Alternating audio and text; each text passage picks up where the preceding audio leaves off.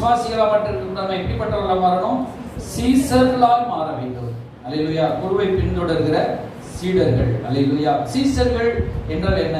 இயேசுவை போல நம்மளை மாற்றி அமைத்துக் கொள்கிறதா சீசர். அல்லேலூயா.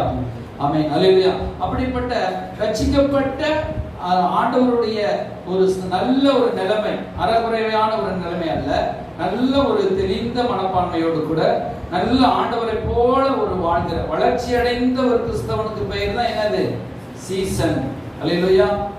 நீங்க பக்கத்துல கையை பிடிச்சு சொல்லலாம், நீங்க வளர்ச்சி அடைந்த கிறிஸ்தவனா அறகுறை விசுவாசியா? அறகுறை விசுவாசியா கூட எப்படி இருக்கணும்? வளர்ச்சி அடைந்த சீடனாய் மாற வேண்டும். அல்லேலூயா. சொல்றோம், ஆத்துல ஒரு கால் சேத்துல ஒரு கால் அல்ல, நம்ம வளர்ச்சி அடைந்த ஒரு சீடர்கள். என்ன இருக்குது கிறிஸ்துக்குள்ள? இப்ப நான் இந்துல இருந்து வந்திருக்கேன், நீங்க பலதரப்பட்ட சமுதாயத்தில் வந்திருக்கிறீங்க.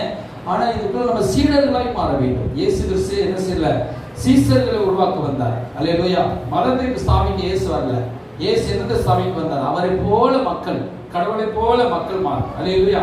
அப்ப பெருகிடுச்சு. பெருகின உடனே ஒரு காரியம் நடந்துருச்சுன்னா, அவங்க சொத்தெல்லாம் மிந்தி அந்த காலத்துல கடவுள் சீக்கிரம் வந்துடுவார்ல, சொத்துல மற்ற தனக்குரிய படத்தெல்லாம் கொண்டு வந்து சபையில அப்போஸ்தலருடைய பாதத்தை வச்சுட்டாங்க.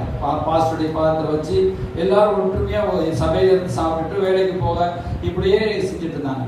ஆனா அதுல பாத்தீங்கன்னா சீசர்கள் பெருகினோடனே கிரேக்கரானவர்கள், புறஜாதிகளும் உள்ள வர்றாங்க, நிறைய பேர் வந்துட்டாங்க. அப்ப அங்கேயே சாப்பிட்டு, அங்கேயே ஆக்கி சாப்பிட்டு என்ன செய்யறாங்க? அங்கேயே என்ன செய்யறாங்க? எல்லாரும் இருக்கிறாங்க, அங்கேயே ஆக்கி சாப்பிட்டு எல்லாரும் ஷேர் பண்ணிக்கிறாங்க. தனக்கு கூட குறைஞ்ச முட்டை எல்லாரும், ஏன்னா கடவுள் சீக்கிரம் வந்துடுவாங்க. இது ஆண்டவர் உண்டு பண்ணாரா அப்படிங்கிறது சொல்ல முடியாது.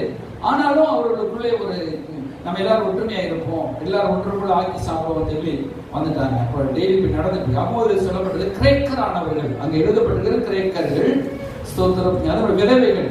அன்றாட விசாரணையில அங்க ஒரு ஓரபட்சம் பார்க்கப்பட்டு இல்லையா? அப்ப கிரேக்கரான புறச்சாதிகளுக்கு மட்டும் ஓரபட்சமாக பார்க்கப்பட்டு அவங்களுக்கு மட்டும் என்ன குறைவாக கவனிக்கப்பட்டது. சிலரை மட்டும் குறைவாக கவனிச்சாங்களாம், சிலரை நல்லா கவனிச்சாங்களாம். புரியுது உங்களுக்கு? சிலர் நல்லா கவனிக்கிறாங்க, சிலர் குறைவாக கவனிக்கிறாங்க. யூதர்களுக்கு பெசர் கவனிப்பு நடக்குது. கிரேக்கரானவர்கள் புறச்சாதியிலிருந்து ரட்சிக்கப்பட்டு வந்தவங்களுக்கு கவனிப்பு சரியா இல்லை. இது போய் யார்கிட்ட போய் சொல்றாங்க? இயேசு கிறிஸ்துக்கு அடுத்தாக 12 அப்போஸ்தலர் இருக்கிறாங்க. அந்த 12 அப்போஸ்தலரிடத்துல போய் சொல்றாங்க. அல்லேலூயா. இப்ப 12 அப்போஸ்தலர்களும் இப்ப அந்த காரியத்தை விசாரிக்கணும். இது கிறிஸ்டியன், நீங்க பைபிள் சரித்திரத்தை நம்ம படிக்கும் பொழுது நம்ம வாழ்க்கை ஒரு மாற்றப்படும். அல்லேலூயா. இப்படிலாம் நீங்க பைபிள் படிக்க, அடுத்து நீங்க பைபிள் படிக்கும் போது அவங்க புரிஞ்சுக்கணும். அப்ப சீடர்களுக்கு போய் அந்த அப்போஸ்தலர்கிட்ட போய் சொல்றாங்க. அப்போஸ்தலர் யாரு? பேதுரு, யோவான், யாக்கோபு, இயேசு கிறிஸ்துவோடு இருந்த 12 சீடர்கள் தான் அப்போஸ்தலர். புரியுதா உங்களுக்கு? அந்த அப்போஸ்தலர்கள்ட்ட போய் சொல்றாங்க. அப்ப அப்போஸ்தலர்கள் சனி